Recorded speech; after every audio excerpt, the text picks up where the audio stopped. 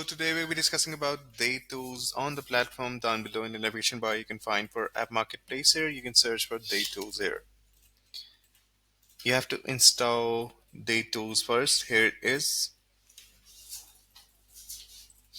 It's up to you. You want to install it on any of your specific sub account. You can choose multiple sub accounts at the same time. And I'm choosing this one. Continue with that. Allow and install. As you can see, it is successfully installed.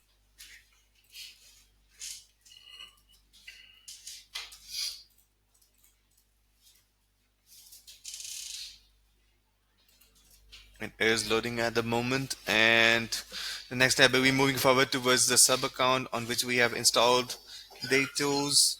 Here we are on the sub account, and here we have to create a workflow to do that. So in the navigation bar, you can find for automations, click on that, and create a workflow, start from scratch.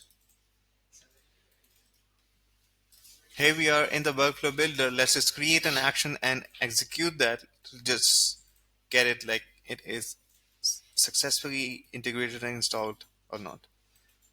Click on it, find for DayTools. These are the actions. Have a look. Provided by DayTools, you can just use these actions into your automations.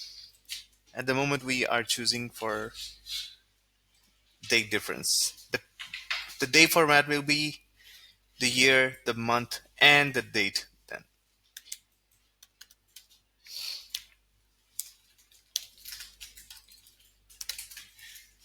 We are setting an example at the moment.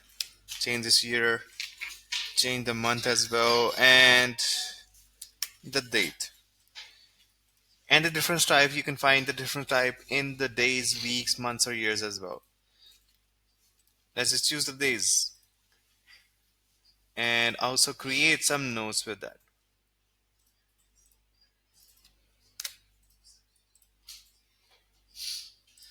Add some notes with that. Find for custom values.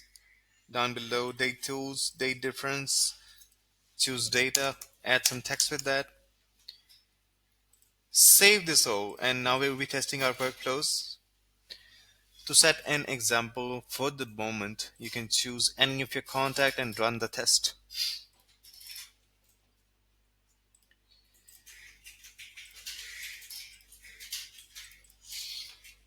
As you can see with the notes, both of the actions are executed successfully. It's simpler and easier. Hope you like it. Thank you so much.